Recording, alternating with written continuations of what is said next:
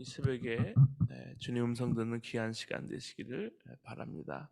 그럼 춘향전을 아실 거예요. 춘향전을 보면 춘향이 변사또에게 수청을 거부하다가 목이 달아나기 직전에 이몽룡이 나타남으로 인해서 해피엔딩으로 끝나는 그런 이야기입니다. 우리가 춘향전의 전체 이야기를 알고 있어요. 알고 있지만 그래도 춘향전을 볼 때 이도령이 언제 나타날까 조마조마합니다. 드라마를 봐도 그렇고. 만약 우리가 춘향전 전체 스토리를 모르고 있다면 아마 그 마음 졸임이 더 할 거예요. 더 나아가서 우리가 춘향이라면 그 상황 속에서 어떻게 했을까 아예 체념하고 있었을지도 모릅니다. 우리는 춘향전의 전체 스토리를 알기 때문에 춘향의 고난을 오히려 과소평가할 수 있죠. 조금 지나면 이몽룡이 나타나서 암행에서 출도요. 이렇게 칠 것이고 그 다음에는 잘 먹고 잘 살 테고 고생을 좀 해도 좀 괜찮지 않을까 생각을 해요. 네. 드라마를 아는 경우가 그렇죠. 여러분 성경 인물 중에 요셉의 경우를 생각해 보세요. 마찬가지입니다. 요셉이 애굽의 국무총리, 총리 대신이 될 것이고 그런 말미암아 자기의 가족들이 잘 먹고 이제 잘 살 텐데 기껏 몇 년의 종살이, 옥살이쯤이야 생각할 수 있어요. 그러나 우리가 요셉이고 그런 결과를 알지 못할 때는 문제가 달라지죠. 요셉이 형들의 모함으로 인해서 미디안의 상인에게 팔려가서 보디발의 집에서 종살이를 하게 되었습니다. 요셉이 보디발의 집에서 종살이 한 것을 성경은 이렇게 증거합니다. 창세기 29장 2절 3절에 여호와께서 요셉과 함께 하심으로 그가 형통한 자가 돼서 그 주인 애굽 사람의 집에 있으니 그 주인이 여호와께서 그와 함께 하심을 보며 또 여호와께서 그의 범사 형통케 하심을 보았더라. 하나님께서 요셉과 함께 하셨다는 사실이 이 짧은 구절에 두 번이나 나와요.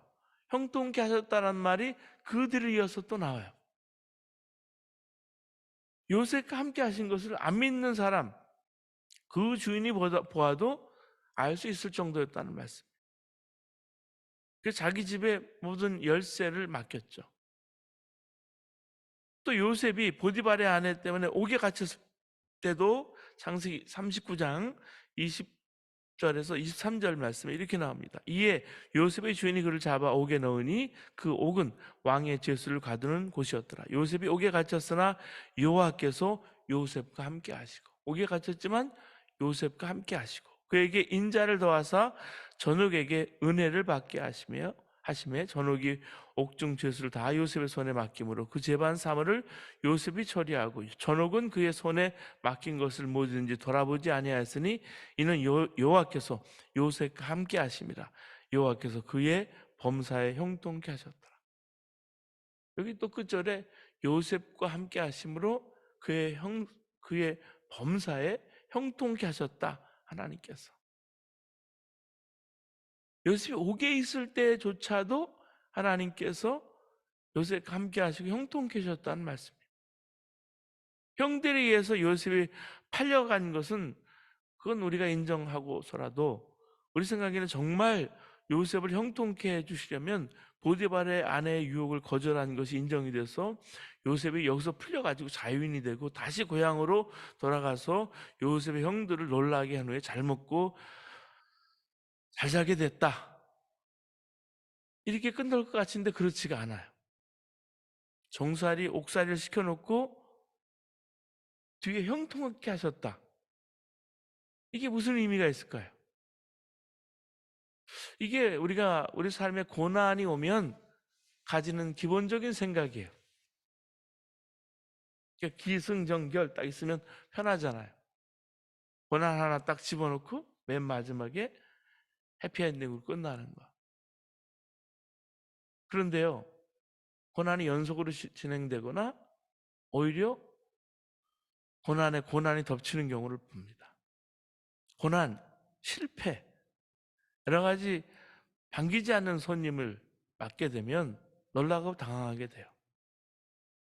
우리가 그것에 대해서 그렇게 반응하는 가장 큰 이유 중에 하나는 결말을 알 수 없기 때문이에요. 결말을 알 수 없기 때문에. 그래서 고난이 연속으로 진행되거나 오히려 고난에 고난이 덮치는 경우를 봅니다. 고난, 실패, 여러 가지 반기지 않는 손님을 맞게 되면 놀라고 당황하게 돼요. 우리가 그것에 대해서 그렇게 반응하는 가장 큰 이유 중에 하나는 감기에 걸리면 별로 당하지 않습니다. 감기는 약을 먹으면 2주일이고 약을 먹지 않고 버티면 보름이다. 그리고 어떻게든지 감기는 시간이 지나면 낫는다는 걸 알죠. 근데요, 코로나 팬데믹이 갑자기 왔어요. 감기 정도가 아니라 치명률이 있어요. 모르는 거예요. 그걸로 인해서 폐렴이나 중병에 걸리거나 그럼 적지 않게 당하게 되죠. 네, 그 결과를 모르기 때문에. 저도 쉽게 넘어가려고 했는데 주변에 있는 사람이 제 앞에서 그렇게 당하고 얼전트 케어를 가고 심각해지는 것을 봤어요. 아, 이게 그냥 쉽게 넘어갈 병이 아니구나. 한 교회에서, 작은 교회에서 한 21명이 그냥 돌아가시는 걸 봤어요. 이게 쉬운 일이 아닌 거예요, 이게. 1년이라면 힘들어도 인내하면서 소망 가운데 기다릴 거예요. 그게 2년이 되고 절망하고 좌절할 수밖에 없죠. 코로나 다른 변이 바이러스가 다시 창궐하고 있다고 하지만 예전 같은 치명률이 아니기 때문에 덜 긴장할 거예요. 알기 때문에, 코로나 알기 때문에. 30대 후반에 예전에 사법고시 합격한 변호사가 있었습니다. 그분은 그의 합격한 사람 중에 최고령이었어요. TV에 나오기도 했습니다. 그 분의 부인이 이렇게 말했어요.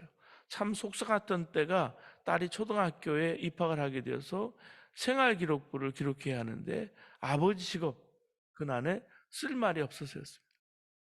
지금은 이제 고시가 없어졌지만은 한국에는 예전에 고시를 준비한 사람들이 많아졌어요. 지금 고시원이 뭐 1.5평 되는 그곳이 이제 고시생들이 아니라 밀려난 사람들, 쪽방촌에 가기 직전에 가는 사람들이 거기 사는 경우도 참 많이 봤어요. 근데 예전에 그 고시를 할 때 소수만 합격하죠. 합격에 대한 보장만 있다면 뭐 환갑이 될 때까지도 공부하는 사람이 있었을 거예요. 근데 보장이 없기 때문에 불안합니다. 초조합니다. 좌절합니다. 사실 삶의 실패와 같은 불청객이 우리에게 찾아왔을 때 우리를 더 힘들게 하는 것은 다른 사람들의 시선이 곱지 않은 시선이에요. 내가 뭐 사업을 할 때 그게 어려워지거나 가족 중에 갑자기 병이 생겨서 아픈 사람이 생기거나 우리가 두려워하는 것은 혹시 숨겨놓은 죄가 있는 것은 아닐까? 혹시 기도를 안 해서 그런 건 아닐까? 다른 사람의 시선, 오해를 받는 거예요.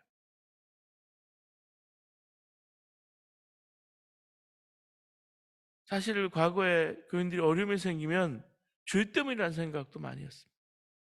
그렇기 때문에 예기치 않았던 고난이나 인생의 실패를 겪을 때 사람들 앞에 그것을 내어놓기가 쉽지가 않아요.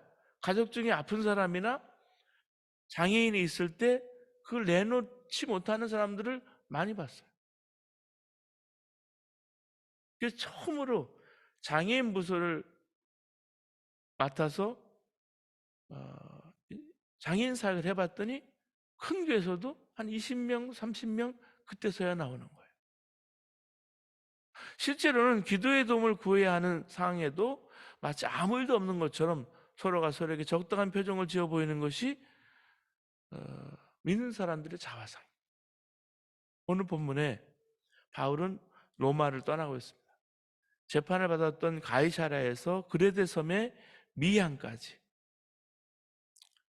이 크레테의 미향은 페어 헤븐스입니다. 그 미향까지 도착한 사실을 증거해 줍니다. 거기까지 도착한 것도 바람 때문에 쉽지 않은 항해였습니다. 사실 지금 바울의 모습은 세상적으로 보면 초라하기 짝이 없어요. 바울이 타고 있었던 배에 있었던 사람들을 말씀드리면 바울은 죄수 중에 한 명이라고 생각되고 있기 때문입니다. 오늘 본문 1절을 이렇게 증거해 주고 있습니다. 오늘 본문 1절 말씀 함께 보시겠습니다. 본문 1절 말씀 함께 보시겠습니다. 우리가 배를 타고 이달리아에 가기로 작정됨에 바울과 다른 죄수 몇 사람을 아구스도 대의 백부장 율리오라는 사람에게 맡기니 이렇게 말씀해 주고 있어요. 바울이 탔던 배에 다른 죄수들 몇 사람도 함께 탔어요. 이들은 아마 10층 팔고 이미 사형에 선고된 사람으로서 원형 경기장 이 로마에 있었잖아요. 그 맹수의 밥이 될 사람들이에요. 당시 로마 정부에서는 각 지방에 공문을 내려보내서 원형 경기장에서 맹수의 밥이 될 사형수를 보내달라고 끊임없이 요구했습니다. 아마 배에 있던 사람들은 바울 역시 맹수의 밥이 될 거라 그렇게 생각하고 있었을 것입니다. 근데 우리 중에 그 누구도 바울이 실패하는 삶을 살고 있다고 말하는 사람은 없죠. 그런데 우리가 이런 상황을 만날 때 우리는 실패하고 있다고 생각하곤 합니다. 우리 자신이 만날 때. 우리는 우리 인생을 하나님께 붙들고 있다는 사실을 믿는 사람들이에요. 우리 세상의 그 어떤 것도 우리 운명을 좌지우지할 수 없다는 사실을 알고 있습니다. 우리는 운명이 바뀐 사람이에요. 어제도 금요 우리 중보기도 예배 때 운명이 바뀐 사람 야베스에 대해서 얘기했는데 야베스가요. 야베스의 운명 자체가 고통 중에 태어났다고 해서 야베스의 이름 자체가 환난을 벗어나 근심이 없게 해 주옵소서 할 정도로 근심이 환난이 많았던 사람이에요. 하다못해 왜 그런 기도를 드렸을까? 그런데 야베스는 내 지경을 넓혀 주옵소서. 환난을 벗어나 근심이 없게 해 주옵소서. 주의 손으로 나를 도우사. 그 자신의 삶의 운명이 바뀌었어요. 기도할 때. 그렇기 때문에 우리 인생에 어떤 고난과 환난, 어려움을 만날 때 그것에 대해서 우리가 잘 정리되어 있어야 합니다. 그 과정을 통해서 우리가 믿음을 가지고 성숙하게 나갈 수 있는 거예요. 바울이 1차 전도 여행에서 제자들의 고민할 때 이런 말을 해요. 사도행전 14장 22절 말씀인데 제자들의 마음을 굳게 하여 이 믿음에 거하라. 권하고 또 우리가 하나님 나라에 들어가려면 많은 환난을 겪어야 할 것이라 하고 바울이 그리스도인에게 있어서 환난을 겪어야 할 것이다. 이것은 당연한 거라고 말하고 있어요. 필수예요. 우리가 신앙에 성공하기 위해서는 반드시 고난이라는 광야, 고난이라는 대학이 있다면 가야 돼요. 그 칼리지에서 중요하게 인내라는 학과를 전공하지 않으면 성숙할 수 없다는 거예요. 이건 필수 과목인 거예요. 여러분, 이단과 사이비의 특징 중에 하나가 뭐예요? 만사형통한다는 거예요. 열심히 기도하면 하는 일이 저절로 잘 되고 가족 중에 아픈 사람이 없어지고 자녀들이 원하는 학교에 들어가고 백마탄 왕자가 아니라 황금으로 만든 말을 타고 오는 왕자를 당신은 만나게 될 것이다. 근데 성경은 그런 걸 약속한 적이 없어요.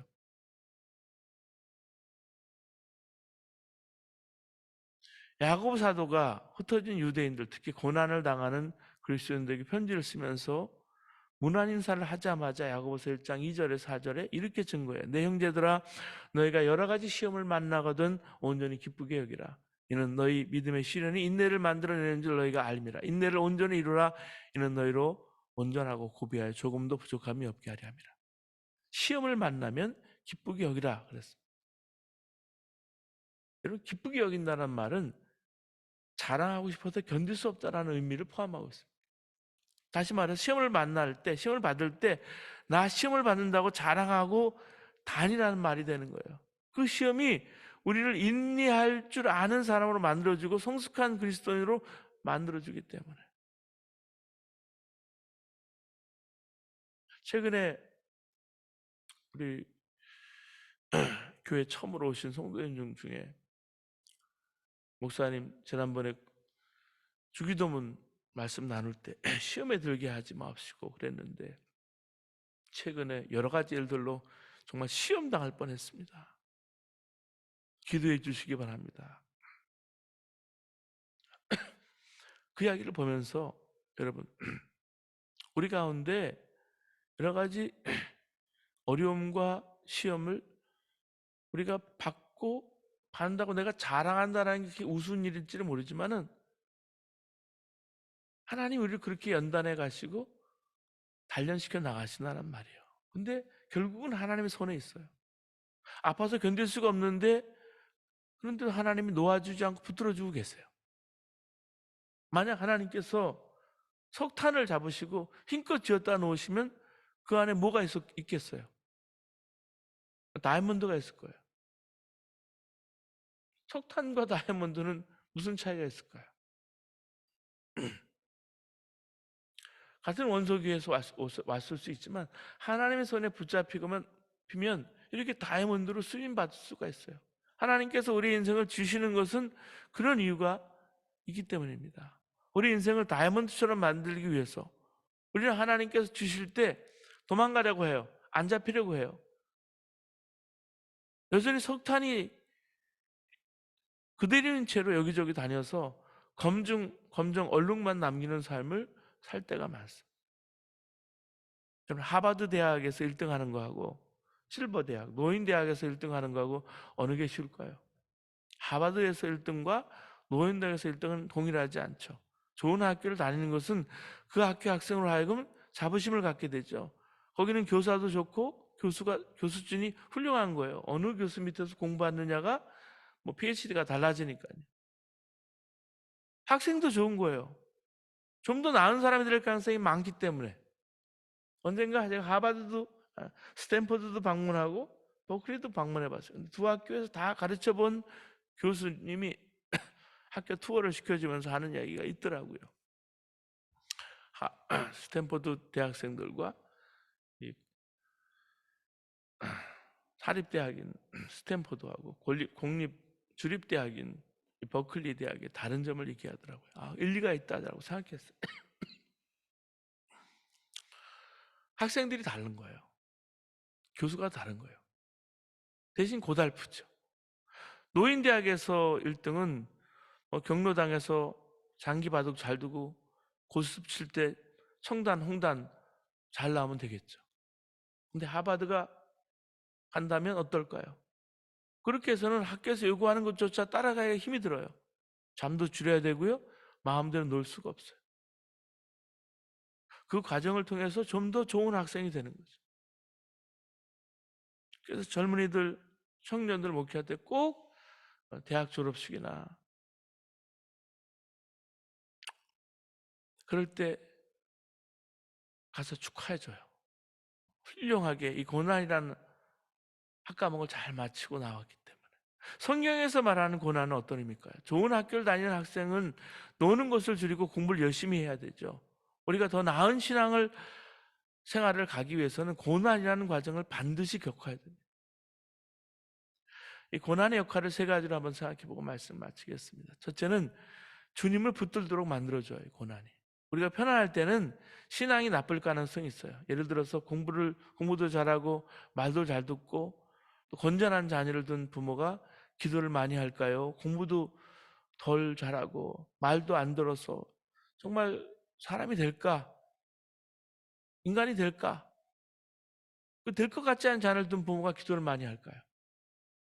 하는 일마다 잘 되고 배우자도 신앙과 삶에 성숙하고 성실하고 자녀들도 속썩이지 않을 때 우리는 주님을 잘 찾지 않습니다. 근데 어렵고 힘들 때 우리가 해결할 수 없는 문제 앞에서 우리가 무릎으로 주님 앞에 나아갑니다. 비로소 영적으로 내가 가난하고 사심이 시냇물을 찾듯이 펄쩍펄쩍 뛰면서 하나님 앞에 나는 것을 봅니다. 내 힘과 세상적인 방법은 해결할 수 없는 문제 앞에서 우리는 진지하게 하나님 앞에 무릎으로 골방으로 나아갑니다. 이게 고난이 주는 역할이에요. 내 능력으로 해결할 수 없는 문제 앞에서 밤을 지새우면서 기도하고 주님 앞에 머리를 숙이는 거예요. 이럴 때 주님의 말씀을 기억을 하게 됩니다. 하나님, 이런저런 약속 말씀을 통해서 하지 않았습니다. 하나님의 신실하심을 맛보게 해주십시오. 그렇게 생각합니다. 두 번째는 고난을 만날 때 내 자신이 누군지 알게 해줘요. 평안할 때는 자기 자신이 어느 정도 신앙을 가지고 있다고 생각해요. 문제에 부딪히지 않으면 자신이 믿음이 좋은 사람인 줄 알아요. 여러분, 한국 축구가 보면 2002년에 4강까지 올라갔지만 늘 위태위태하죠. 16강에 들어갔다, 8강에 들어갔다. 대단하다고 생각해요. 16강에만 올라가도. 순위로는 글쎄 20메디가 가장 많이 올라간 것. 주로 30이 40이 오르락내리락하죠. 근데 한국 선수들이 축구를 하는 걸 보면 참 속 터진다는 사람이 많습니다. 결정적인 골대 앞에 찬스를 맞았을 때 정말 속상하죠. 요즘 한국은 생활 축구를 일으키기 위해서 이 뭉쳐야 찬다라는 프로그램을 만들어서 각 분야에 정말 국가대표격의 사람들, 그런 체력을 가진 또 그런 자기를 가진 사람들이 모여서 전국의 조기 축구회, 한국의 축구 동호회와 경기를 하는 것을 이렇게 볼 수 있습니다. 그 과정을 이렇게 보여주는 거예요. 이 사람들은 거의 매일 공을 찹니다. 축구 동호회 사람들은. 일반인보다 훨씬 더 잘 차요. 그 중에 뭐 초등학교나 중학교, 고등학교 축구 선수가 했으면 정말 엄청난 팀이 되는 거죠. 근데 그 조기 축구격에 11명, 아무리 국가대표를 지냈던 여러 자기를 가진 사람이 있다 하더라도 여자 축구 국가대표 지소연 선수가 영국에서 활동하는 몰고 가고 있는 공을 빼앗으려고 하지만 한 사람씩 달려들지만 빼앗지 못하는 걸 봤어요. 여러분, 축구하는 것을 눈으로 보는 것과 실제로 자기가 잘할 줄 아는 것은 같지 않다는 얘기예요. 신앙생활 마찬가지예요. 내가 생각하는 신앙과 실제로 내 신앙의 수준이 다를 수 있어요. 고난 앞에 서봐야 내가 누구인지, 내가 어디에 있는지. 여러분, 천국 가기 위해서 하나님 앞에 이 고난은 당연하게 받아들일 수 있는 일인데 고난 앞에 서려고 하질 않아요, 요즘은. 세 번째는 이 고난이 내 삶 속에 있는 모든 불순물을 제거해 줍니다. 만약 집에 불이 나면 무엇부터 가져 나올까요? 가장 중요한 것부터 가져 나올 거예요. 우리가 고난 당하기 전에는 어떻게 살았는지 잘 알지 못해, 인식하지 못합니다. 고난을 당하고 나면 내 삶이 비로소 정리가 돼요. 내가 가지고 있는 물건 중에서 그때 사지 말아야 했거나 꼭 사야 할 필요가 없었는데 샀던 기억들을 떠올리게 됩니다. 또 시간을 사용하는 것에 대해서도 참 아깝다고 여겨지는 시간들이 있어요. 만나지 않아도 될 사람을 만났거나 가지 않아도 되었던 것 같던 사람, 같던 시간들을 후회하게 될 때가 있죠. 짧게 선교지에 가거나 짧게 한국을 방문했을 때 마찬가지 시간이 너무 제한되어 있는 거예요. 만나야 될 사람들이 많은데 만나지 말아도 될 사람들까지 다 만나고 나면 정말 프라이어티를 어디 둬야 될지 후회할 때가 많습니다.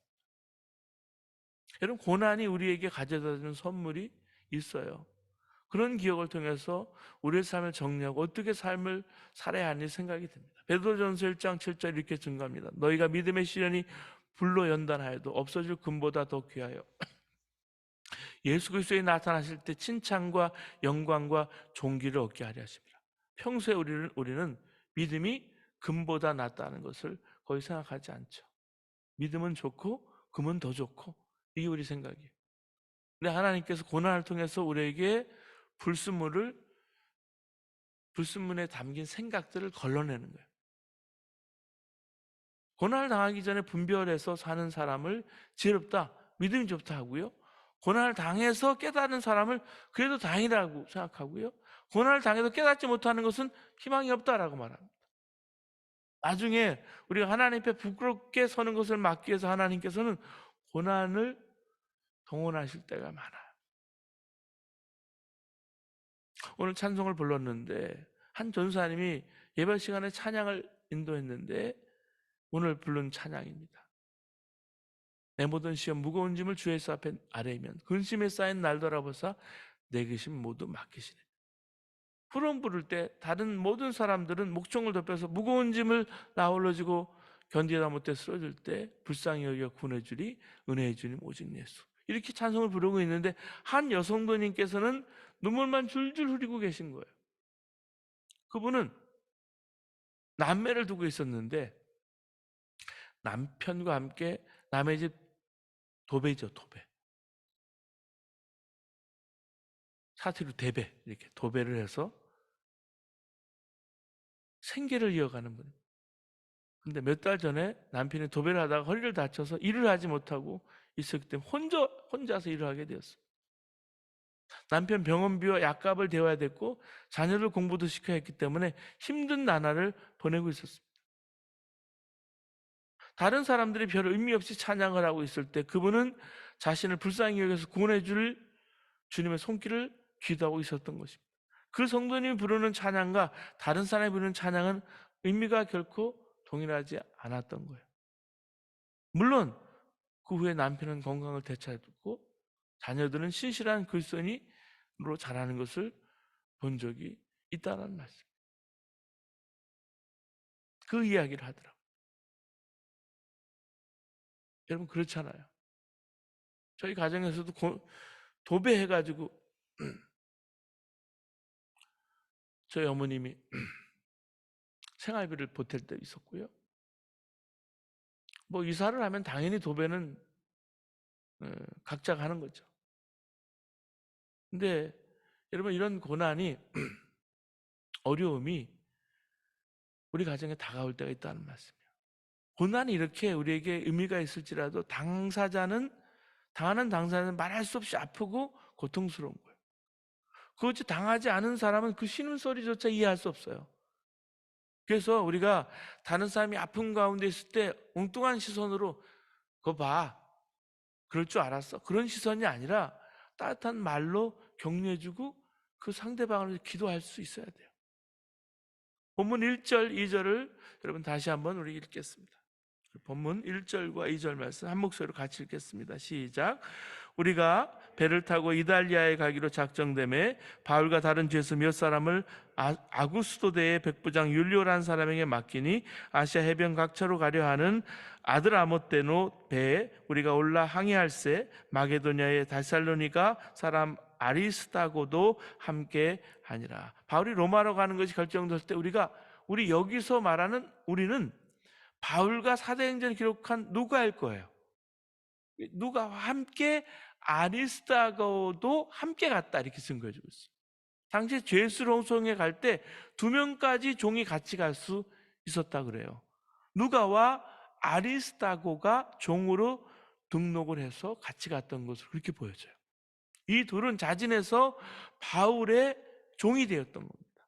바울이 로마로 가서 옥에 갇혔을 때 골레스 교회에 편지를 보냅니다. 교회 보낼 편지를 보냈죠. 그 편지에 함께 갇힌 자들의 이름이 나오는데 그 중에 아리스다고가 등장을 하는 것을 봐서 우리가 알 수 있어요. 아리스다고 역시 바울과 비슷한 시기에 순교했다고 전해주고 있습니다. 그는 바울의 곁에 끝까지 함께 했던 거예요. 여러분 3절 말씀 보실까요? 3절씩 함께 읽겠습니다. 시작. 이튿날 시돈에 되니 율리오가 바울을 친절히 대하여 친구들에게 가서 대접받기를 허락하더니 배에 시돈 지방에 당도했을 때 백부장 율리오는 바울이 친구들과 함께 보낼 수 있는 시간을 허락해 줬어요. 이들은 누구였는지 알 수 없습니다. 누가와 아리스타고 친구들은 바울이 가는 길에 위로와 힘이 되었다는 것은 두말할 필요가 없는 거예요. 이런 사람들을 통해서 바울은 더욱 하나님을 붙들 수가 있었습니다. 어제도 우리 선교사님 놓고 기도했어요. 우리 네트워크에서 함께 돕고 있는 쿠바의 김기현 선교사님 지난번에 10kg의 이제 선교를 위해서 한글학교와 또 여러 가지 의료 사역을 가져갔던 10kg 중에 다 뺏기고 2kg만 킵할 수 있었던 거예요. 세관에서. 쿠바가 그런 나라예요. 쿠바에 어떻게 하면 선교 물품을 구호 물품을 보낼 수 있을까 해서 멕시코에 있는 이제 사업가를 통해서 이번 주에 알아보는데 그 길을 열어달라고 한 기도 제목을 같이 나눴습니다. 그리고 나눔의 동산 카페 동산에 의사 선생님 한 분이 기타를 가르치는 의사 선생님 한 분이 이제 9월 첫 주부터 봉사하면서 카페 동산에 하늘 카페 동산에 그 아이들을 가르치려고 하는데 그 아이들을 향한 마음을 하나님 주셔서 춘천에 이제 카페동산에 그 청소년들 장학금을 1:1 매칭으로 줄 수 있을지 거기에 대한 미팅이 이번 주에 있다고 기도 제목을 나눴어요. 여러분 우리가 힘들고 어려우고 일이 안 풀릴 때가 많은데 그럴 때마다 선교사님들의 편지를 통해서 어려운 일이 많지만 큰 위로와 격려를 서로 주고받죠. 선교사님을 모셨을 때 작은 사랑이라도 베풀어지면 몇 년 동안 수고했던 피로가 다 풀어집니다. 돈 몇 푼, 식사 한 끼, 편지 한 장, 뭐 그런 정도들이죠. 크게 돕지 않아도 괜찮아요. 그저 보일 듯 만 듯하게 잠깐 도와도 괜찮아요. 근데 그것이 어쩌면 하나님의 일을 이루는 큰 계기가 되는 것을 저는 많이 봤어요. 그래서 작은 씨앗이에요. 사랑하는 여러분, 여러분 힘들고 어려울 때 하나님이 여러분 누가와 아리스다가와 여러 친구들처럼 바울과 함께했던 것처럼 하나님 우리 함께 하십니다. 고난 가운데서도 우리를 붙들고 노체하시는 하나님과 함께 고난 이기고 승리해 나가시는 여러분 되시기를 주님으로 축원합니다. 이 시간 기도하시겠습니다.